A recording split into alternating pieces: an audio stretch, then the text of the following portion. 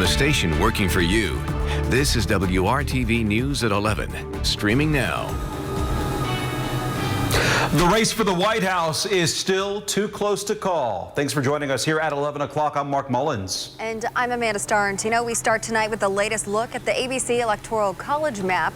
According to the network's projections, neither candidate has reached the 270 electoral votes needed to clinch the presidency.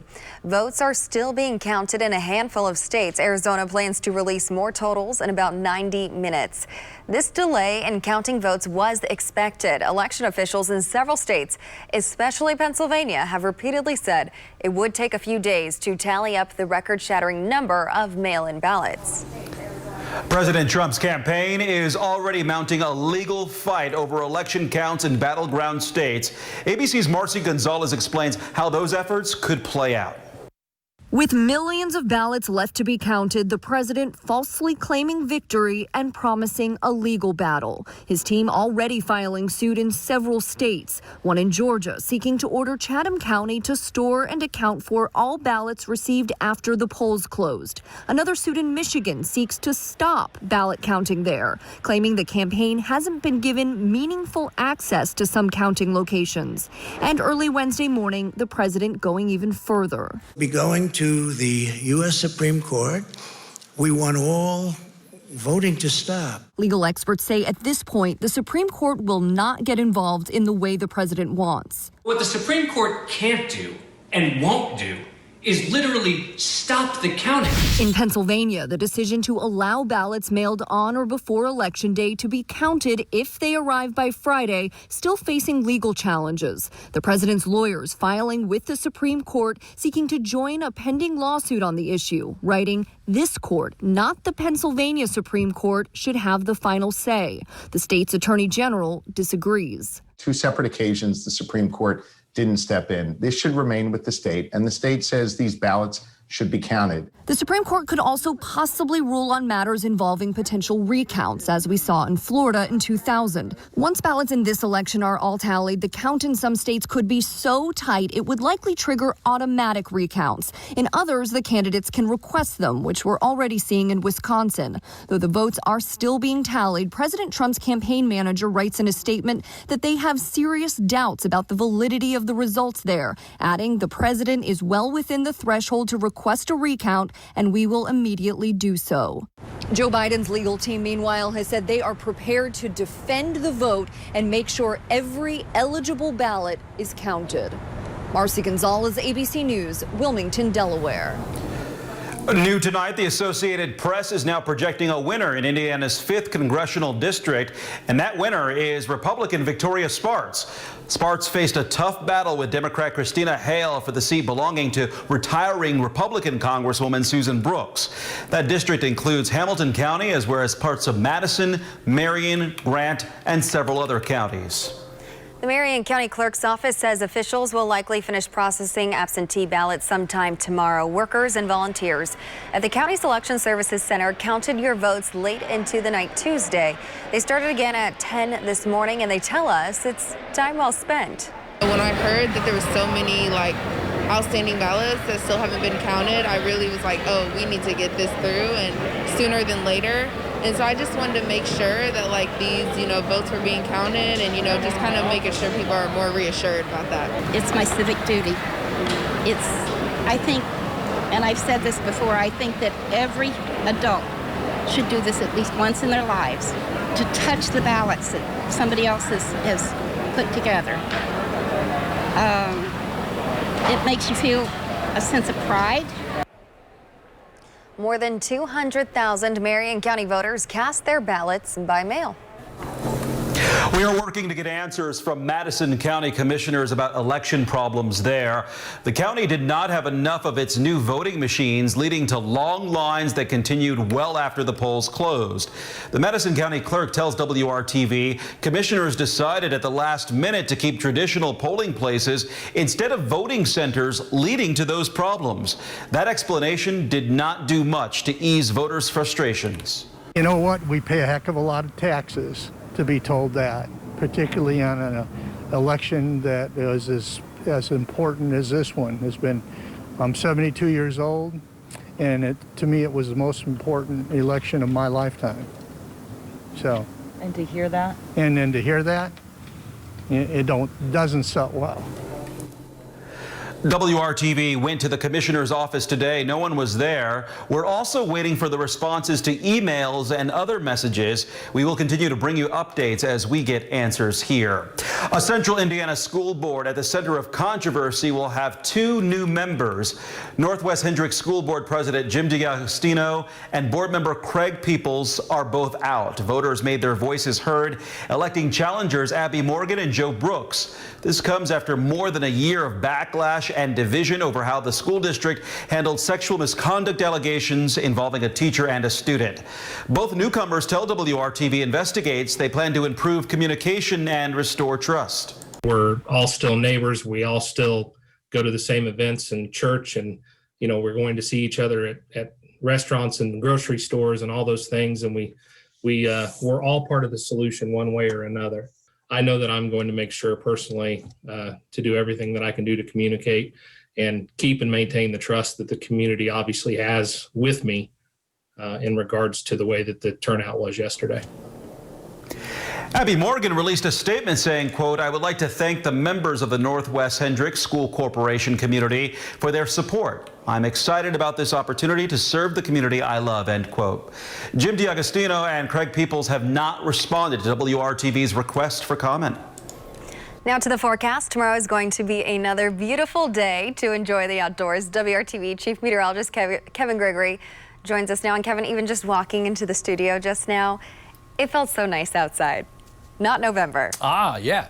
No, not at all. It's 61 right now in Muncie, but beautiful day, beautiful day, beautiful day. That gets a lot of play here in the 7-day forecast, as you'll see. Temperature in Indy and Kokomo at 58. Still good-looking moon out there tonight. There are some high, thin clouds around, and we will see cloud cover increase the first half of tomorrow. Temperature slightly cooler tomorrow, but still in the 60s. It will be breezy. 52 first thing in the morning, 66 the afternoon high. That leaves the real warmth for the weekend. We'll unveil the weekend forecast and look beyond that, all coming up. See you soon, Kevin. Now to the latest on the spread of COVID-19 in the Hoosier State. At today's weekly briefing, officials provided some perspective on the state of the pandemic in Indiana. As you know, we've seen a significant increase in the number of cases reported over the last couple of weeks. Our 7-day positivity rate is currently 8.7%, which reflects the recent increase in our cases.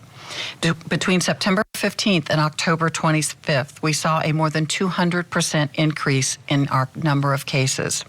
Our hospital admissions have also increased significantly and are at their highest level since the start of this pandemic. We're also seeing an increase in deaths, unfortunately. In October, 701 people died of COVID-19 in Indiana. 551 of those individuals were people of the age 70 or older. But we also saw 21 deaths in individuals under the age of 50. Dr. Christina Box, the state health commissioner, says that's a grim reminder that COVID does not discriminate by age and that everyone needs to take precautions against the virus. And officials were asked again, with cases and hospitalizations spiking, why is the state staying in stage 5?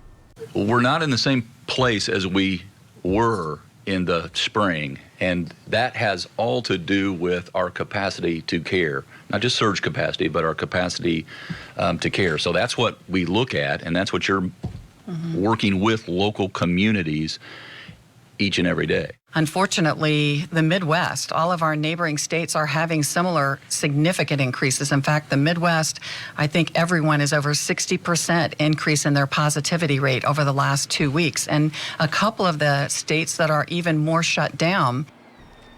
And a reminder, Marion County is not in stage 5. Tighter restrictions are still in place, like capacity limits and early closing times at some businesses.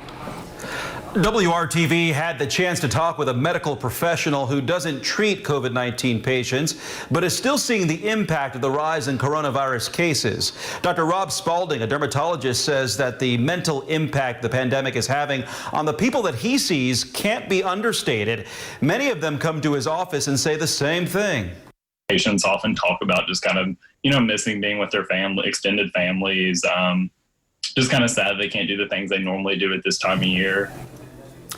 Dr. Spalding says people should continue following best practices when it comes to avoiding the chances of catching coronavirus and spreading it. He also thinks some elected leaders could do a better job of taking this seriously and not spreading misinformation.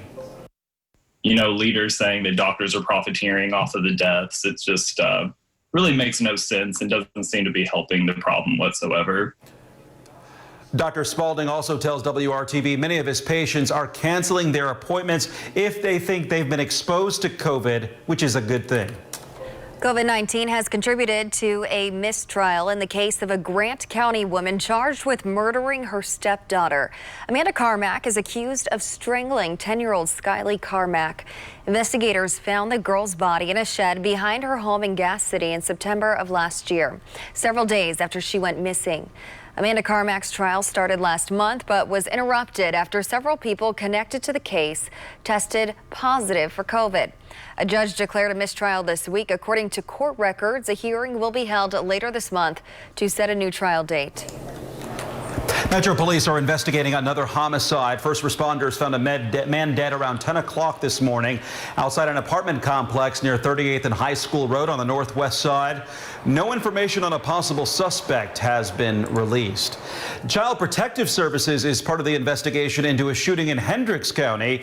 The sheriff's office believes that a 2-year-old boy shot his mother this morning in his home on U.S. Highway 36.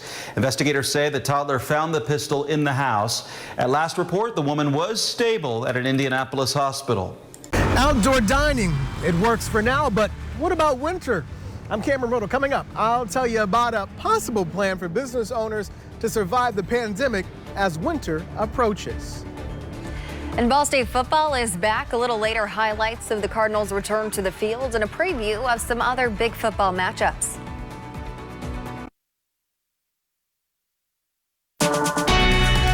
From the station working for you, this is WRTV News at 11, streaming now. It may not feel like it this week, but winter is getting closer with no sign of the pandemic letting up. That has business owners wondering how they can keep customers safe and comply with Marion County's restrictions when temperatures are freezing and below. Tonight, WRTV reporter Cameron Riddle shows you how a grant program from the city could help keep business flowing and customers warm. When it's 70 degrees outside, it's not a bad night to sit outside and enjoy a meal or a drink. But as winter gets closer, business owners aren't so sure that sitting outside and eating is going to be a feasible plan to survive winter in the middle of a pandemic. You know, I mean, if every day could be like today and what this weekend is supposed to look like, that'd be great. But year-round summer temperatures are not likely in Indiana. So business owners like Jason Mugg of 9 Irish Brothers are trying to plan for outdoor dining in cold temperatures. It's a lot of thinking into what could happen, what customers are going to want. Are they going to want to sit inside a tent with the big heaters and all that stuff?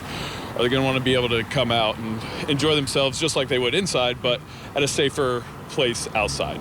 Tents and heaters could soon be the latest fixtures in areas like Mass Ave, thanks to a $1 million Ready for Winter grant from the city of Indianapolis, which will allow Marion County bars, restaurants, and live event venues to purchase equipment to keep diners warm, along with tables, chairs, and PPE. That definitely helps out if we're going to be doing the outdoor dining. Mugg says while sitting in a tent doesn't automatically erase the threat of coronavirus, it does create more space for customers to spread out while using the existing building and the outdoor space. He says in this unpredictable year, it's an idea he's willing to try. I mean, I will definitely apply for it just so I'm definitely able to have it in the works of, hey, you know what, if it's going to work for us or if I can do it, I want to be able to have that option. I don't want to just say no to it. Cameron Riddle, WRTV.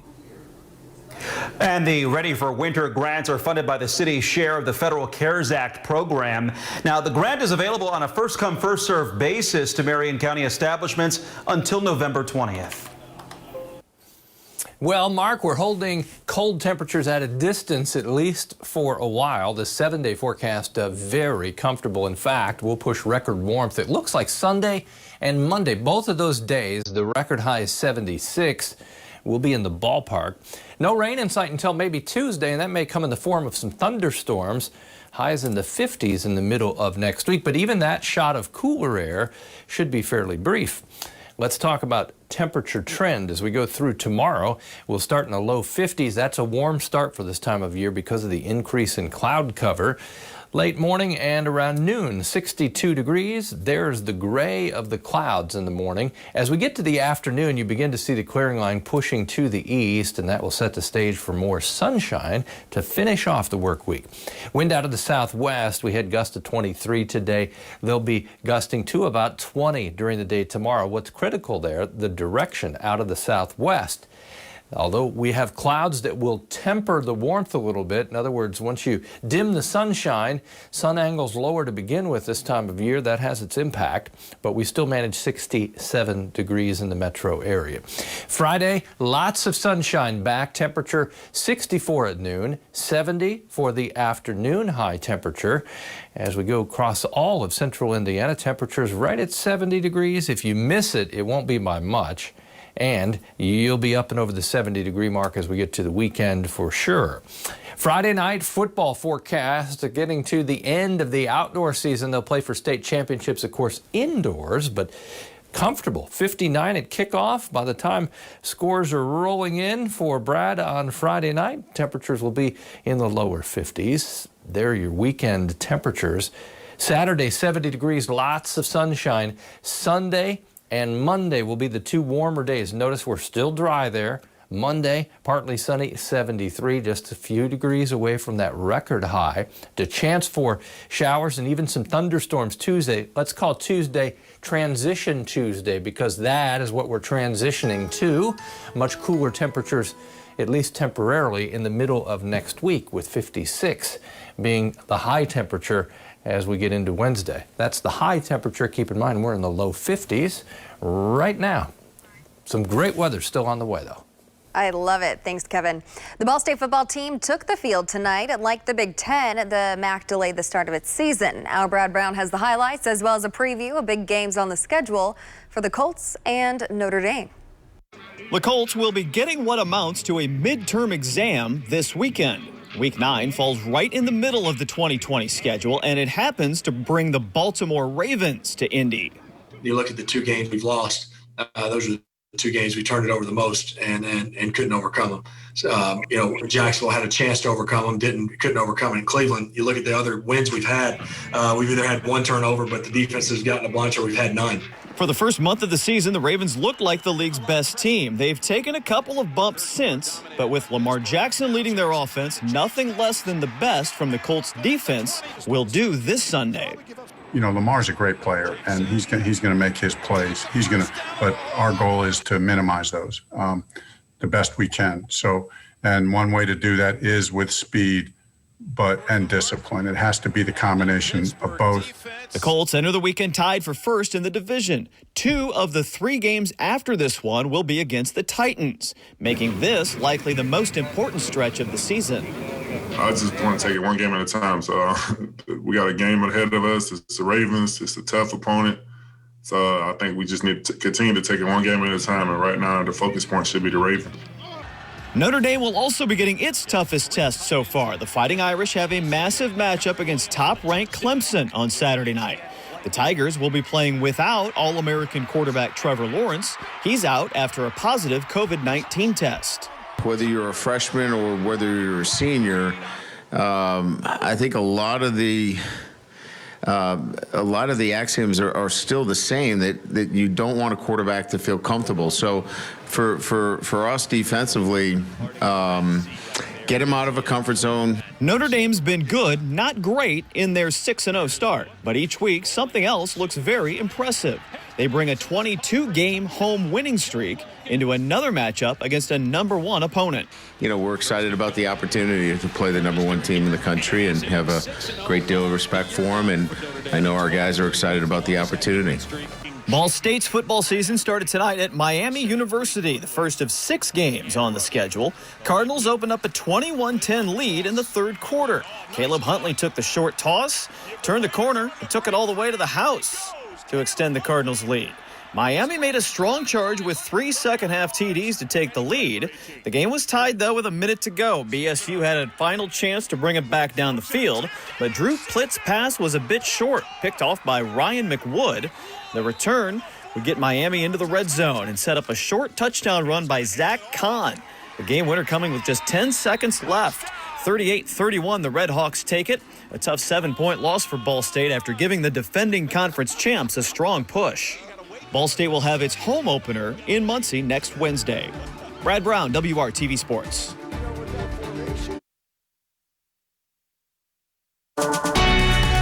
From the station working for you, this is WRTV News at 11, streaming now. Well, Election Day did not bring a red wave or a blue wave. Instead, the results have made it even more apparent of how divided the country is across state, political, and ideological lines. Scripps reporter Chris Conti looks at what this means for the future of the United States.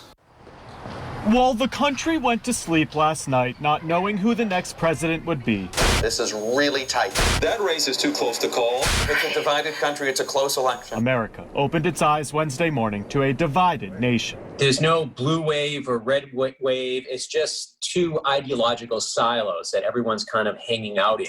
As a political historian, Tom Whalen offered a glimpse into how we got here. Everything is politicized down to the clothes we wear, how we speak, you name it. And it's not just politics anymore, but it's seeped down into our culture. The divide couldn't have been more pronounced on issues like racial inequality, the pandemic, and health care. Democrats went for Joe Biden in droves there. On the Republican side, the number one most important issue, the economy, followed by crime and safety.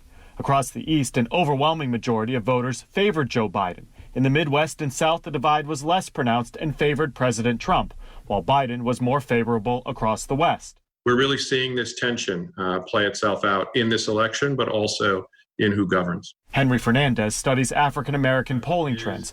One of the biggest trends he saw this year, an overwhelming majority of non-white voters casting ballots for Democrats. We're not really having a debate about issues. We're having a debate about whether or not America will continue with this demographic change. Beyond the rural and urban geographic divisions, Fernandez doesn't see a great moment of unity until Americans make conscious efforts to reach outside their comfort zone. We can't just go to Thanksgiving dinner and make friends again across these divides. Instead, we have to be purposeful. We have to find and build specific places where we come together, learn to trust each other, and build relationships. It's going to make it very hard for whoever is going to be president for the next 4 years to govern. So much uncertainty amid so much division, with so much at stake. I'm Chris Conti.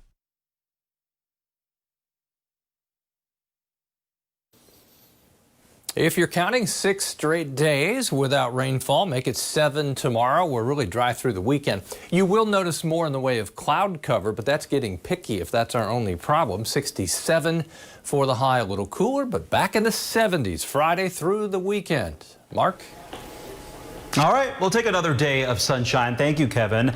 And thank you for joining us at home for WRTV News at 11. GMI head your way tomorrow at 4:30. Have a great night.